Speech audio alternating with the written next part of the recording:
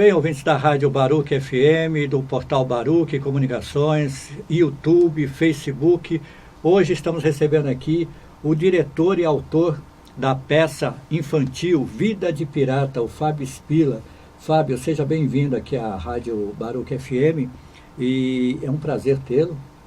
E para começar esse nosso bate-papo, conta um pouquinho da história, né, da companhia do Liquidificador, que é a companhia que faz esse espetáculo que está no Teatro Vira da Lata, aqui na região oeste da cidade de São Paulo. Frânio, muito obrigado pelo convite, é um prazer estar aqui na Baruch FM. A companhia do Liquidificador, ela surgiu em 2013 com uma proposta de trabalhar uma multilinguagens, né, dentro do teatro. Então, a gente tem trabalhado com circo, com música, com teatro, em várias vertentes, né, usando máscara, boneco, teatro narrativo, contação de histórias. E a ideia é realmente estudar essas linguagens e ver como que elas funcionam em conjunto e quais as possibilidades que a gente tem de desenvolver a cena a partir dessa mistura. Legal. E é um grupo fixo, Fábio? Quantas pessoas fazem parte da companhia? Nós temos um grupo fixo com 5 pessoas e um grupo flutuante que aí vai agregar mais umas 5 pessoas também, né? Então temos aí umas 10 pessoas sempre orbitando em torno da companhia. Bem, e agora vocês estão, né, em cartaz aqui na cidade de São Paulo, no Teatro Vira da Lata, com o espetáculo Vida de Pirata. Isso. Conta pra gente como é que surgiu a ideia desse projeto. Olha, esse projeto, ele nasceu quando eu estava assistindo um outro espetáculo de circo. Eu vi umas acrobacias e falei, nossa, isso poderia ser um espetáculo de pirata. Não tinha nada a ver com pirata, o espetáculo. E daí eu fiquei com essa vontade de fazer algo nessa linha e fui pesquisando sobre, né, a história dos piratas, a parte histórica mesmo, e histórias sobre piratas, para ir dando essa liga para surgir o texto, né? Então daí surgiu a ideia de que não, tem que ter acrobacia junto, e a gente já tinha um trabalho de estudo de acrobacia, então já estava dentro da linha que a gente estava trabalhando. Então foi a partir de uma imagem que eu tive que nasceu essa vontade de fazer um espetáculo de piratas, né? Você é autor e diretor, né? Sim, eu sou autor e diretor do espetáculo. Legal. E essa peça, ela tem várias temáticas, né? Um espetáculo infantil, mas ela traz temas muito importantes, não só para as crianças, mas para os adultos também, né, Fábio? Sim, a gente trabalha na Companhia do Liquidificador com espetáculos multigeracionais. Porque a ideia é o seguinte, a gente trabalha muito com contação de histórias, que é tido muitas vezes como algo infantil, não sendo necessariamente, intervenções artísticas também, e o espetáculo também segue a mesma linha, que a gente faz um espetáculo que crianças também possam assistir, né? Eu costumo falar dessa maneira, né? Não é um espetáculo feito inteiramente para crianças, mas é um espetáculo que contempla crianças, mas a gente nunca pode esquecer que a criança dificilmente vai no teatro sozinha. Então, a gente aproveita o momento que está a família toda no teatro para trabalhar com a família inteira. Então, a gente vai ter uma parte que vai agradar muito as crianças, mas a gente também tem ali mensagens que são para os pais, né? Que os pais vão poder conversar com os filhos depois, o avô, a família vai conseguir interagir e apreciar o espetáculo também. Isso é muito importante, né? Essa integração com a família. Porque quando a gente fala realmente em teatro infantil, às vezes a gente fica muito voltado para a criança, aquele teatro... não vamos falar isso porque não agrada a criança ou não faz parte do universo. Mas hoje em dia, até com o advento dessa tecnologia e tudo, as crianças, elas já têm um outro time, né? Uhum. E quais são os temas que vocês abordam na peça que faz essa integração com a família e fala com a criança e também com o adulto? Olha, o espetáculo como um todo, né, ele é pensado para trabalhar em camadas. Então, de acordo com a sua vivência, com a sua experiência, com a sua visão de mundo, você vai absorver algumas questões do espetáculo. Então, a criança, ela vai ter uma leitura da peça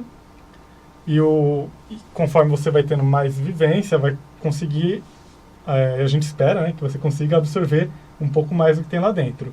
Mas o tema central é falar um pouco sobre essa questão de ir atrás dos seus sonhos, né? Então, por que a gente usa o pirata? A gente usa o pirata como uma metáfora da pessoa que vai atrás do seu objetivo, que se aventura e se arrisca para cumprir aquilo que ele quer, aquilo que ele acredita, né? Então, qual é o tesouro que a gente está caçando, né, na nossa vida? Exatamente. Então, tem toda essa relação da vida cotidiana que a criança não necessariamente vai entender, para ela pode ser uma grande aventura pirata, e está ótimo, né? A ideia é trabalhar temas sensíveis de uma maneira lúdica, né? Para mim, o teatro infantil ele é muito interessante nesse lugar, né? Você trabalhar diversos temas de uma maneira lúdica que a criança consiga entender dentro do universo simbólico dela.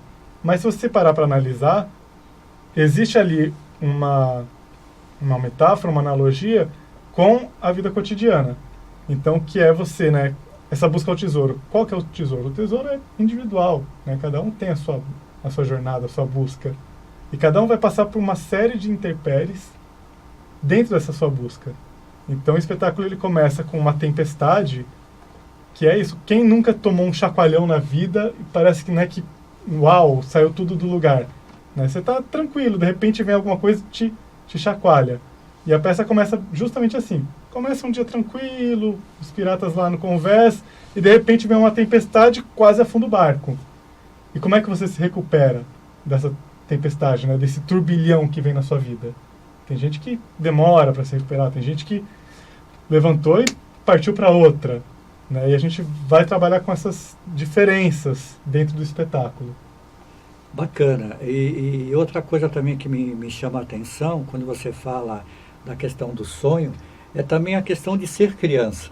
Que eu acho que hoje em dia, com a sociedade que a gente vive, com essa questão da praticidade, né, de uma vida prática, a gente não permite que nossas crianças sejam crianças mais. Elas estão amadurecendo muito rapidamente, estão passando por essa fase de criança e da própria adolescência e já de repente já é um adulto. Assim, até fazendo uma metáfora também, né, uma analogia, é como você arrancar uma fruta que não está pronta ainda, ela está verde, ela tem que amadurar. E isso também, a peça também me parece que aborda essa questão de você ser criança de novo. A gente gosta muito de pensar na questão do tempo mesmo, né, e que as coisas têm o seu tempo para acontecer, né, e a gente sente, e pelo contato que a gente tem já há muito tempo trabalhando com o público infantil, né, em outros projetos, a gente sente que é cada vez mais subtraído da criança o tempo de ser criança, né? Você sempre tem que estar pronto para ser alguém, você sempre está projetando o seu futuro e não vive o seu presente, né? Então, isso não só para criança, né? A gente tem esse imediatismo em tudo, né? O que pode a gente de poder sonhar, né? Porque você não vai mais ter essa liberdade para projetar aonde você quer chegar, projetar o que você quer fazer. Você tem que ter o seu foco ali fechado e super definido. Não, porque isso aqui eu não vou fazer, porque isso aqui não vai me trazer o retorno que esperam que traga, né? Então a criança ela não vai também ficar brincando, porque essa brincadeira não vai acrescentar em nada para ela, acham, né? Dizem. E que é o contrário, né? O viver o lúdico é muito rico, né? Te traz uma vivência, um crescimento, um amadurecimento emocional que a gente sente que está fazendo falta. Exatamente. Inclusive também, eu acho que, não sei, mas no trabalho de vocês, na construção da peça, né, da encenação, vocês fizeram algumas pesquisas, né? Uhum. E dois aspectos dessas pesquisas me chamam a atenção, que é a questão desse mundo prático, tecnicista que a gente vive hoje, das pessoas, a maioria delas trabalham insatisfeitas, infelizes, então passam a vida toda delas trabalhando apenas para sobreviver, mas não para viver.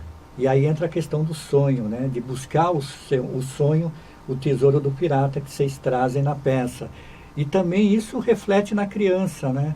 A criança hoje, o que a gente percebe nesse mundo também tecnológico, tecnicista, da instrumentalização e a questão lúdica de lado, a questão humanista, as crianças elas estão ao mesmo tempo todas conectadas, mas ao mesmo tempo solitárias, sozinhas, e até com problemas de depressão e outros problemas mais graves, né, Fábio? Sim, esses dados, né, a gente pesquisou, né, tem pesquisas bem fundamentadas falando sobre isso, e a gente também tem uma vivência muito prática disso. Então, eu sempre friso isso, que a gente convive muito com crianças de diversos lugares, né? A companhia ela tem viajado muito, tem circulado por vários ambientes. Legal. E a gente vê um reflexo disso muito forte, né? Quando é inevitável, né? É péssimo também ficar perguntando isso, mas é inevitável que se pergunte, mas o que você vai querer ser quando crescer? Né? Eu tenho evitado fazer essa pergunta porque também joga a criança numa expectativa de futuro que eu falo que a gente tem que viver mais no presente, né? Mas você escuta a resposta do tipo, eu quero ser rico. E, mas como? Não, vou fazer alguma coisa para ser rico. E vai suprimindo, né? Vai tirando a aptidão dela, né? O que ela tem, né? A gente tem uma fala, né, que a gente é por que a gente nasce, né? E às vezes a gente esquece isso, né? E tenta formatar, colocar num molde ali que não é para você isso que vai te trazer insatisfação. E a gente tem aí, né, adultos, né, hoje que estão em funções que não tem afinidade nenhuma. Por quê? Porque, ali vai me dar o retorno que eu quero. E como é que você vive com esse retorno? Você vive com um vazio interno, assim, absurdo, né? E eu acho que é esse lugar de poder explorar, né, quem você é, onde você se sente bem, né? Quais são as suas habilidades. Então, era muito comum antes, eu acho que hoje ainda é, os pais encaminharem muitos filhos, né? Então, assim, o filho de um médico, não, vai ter que ser médico também, porque tem que seguir E médico, né, sempre foi uma profissão bem valorizada, bem quista, né? Então, e muitas vezes é o filho do médico que não quer ser médico, né? E isso a gente está falando, assim, de uma profissão de elite, né? Mas, e outras profissões tantas que tem, que os filhos têm que seguir o caminho dos pais, por que não? Porque é isso que te dá o sustento. E, não, mas se eu quiser fazer outra coisa, né? Se eu me aventurar, especular o que eu poderia fazer, qual é a minha vontade? Acho que a gente tenta abordar um pouco essas questões. Bacana. Com muita brincadeira, né? Com muita jogos de cena, né? Muita diversão. Sim, para a gente é fundamental que o espetáculo seja divertido, né? Então, como que a gente... E esse é o grande desafio. Como é que a gente trabalha assuntos sérios de maneira lúdica que acesse a criança? Porque eu poderia fazer um espetáculo adulto, muito mais direto, que fala, não, estamos falando sobre isso, mas com o público infantil, a gente tem que pensar que a gente está trabalhando com crianças de 5 anos, que vai ter uma visão de mundo, que está em desenvolvimento, crianças de 8 anos.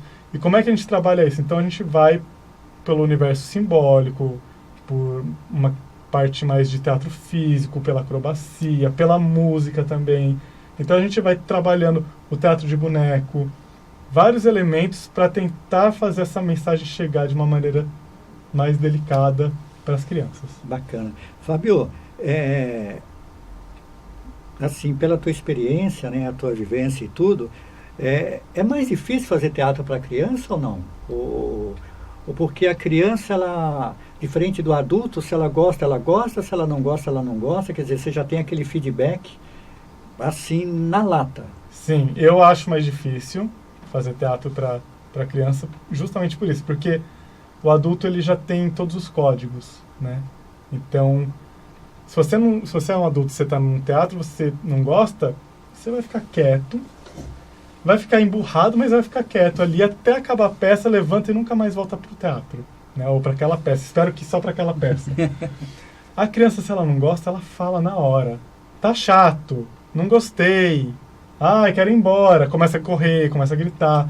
Então, para você conseguir realmente pegar a atenção da criança, quando ela está presente de fato, é genuíno aquilo. O adulto ele ainda tem um escudo de polidez ali que na criança não existe. Que bacana. E qual é o tempo do espetáculo? Tem 1 hora de duração. 1 hora? Sim. Bacana. Bem, você falou dos elementos, né? Música, bonecos e tudo. Falar um pouquinho da ficha técnica mesmo da peça. Uhum. Quem que faz o cenário, figurinos, né? A música, a direção musical? Legal. A direção e a autoria é sua, né? Mas me conta da equipe. Então, dentro da equipe nós temos o Daniel Assad, que ele é o diretor musical do espetáculo e também compôs algumas músicas, né? Eu escrevi algumas letras já no texto, ele musicou e ele tem uma música que é 100% de autoria dele também, e ele fez a preparação também do elenco, né? Então, toda a parte de treinamento de canto, a parte dos instrumentos, porque a execução também ao vivo feita pelos atores, é tudo a cargo do Daniel. O cenário é do Mauro Martorelli, o figurino é do Henrique Ataíde e a iluminação é do Tomate Saraiva. Então essa é a nossa ficha técnica, e aí tem o elenco, que é a Cristiane Leonel, o Renato Mescock, a Tati Abrantes, a Letícia Calvosa e o Daniel também está em cena, o Daniel Assad. Legal. E é uma capitã, né? É uma capitã. Que comanda esse navio, essa busca do tesouro? Sim, a ideia, então, como eu falei, né, a gente tenta abordar o espetáculo de maneira enxuta, mas a proposta foi ter várias camadas. Uma delas é ter uma capitã, justamente para trabalhar essa questão da mulher na liderança. Olha que legal. Né? Então, durante as nossas pesquisas, nós vimos que tivemos na história várias capitãs e que elas foram sempre deixadas de lado. A gente, quando pensa em pirata, vem, né? Barba Ruiva, vem a Barba, né? Os Barbas, ou Jack Sparrow e Capitão Gancho da ficção. Mas tivemos grandes piratas, e quando a gente estava desenvolvendo o texto, eu desenvolvi a princípio sem gênero, né? Pensando, deixando em aberto o que seria.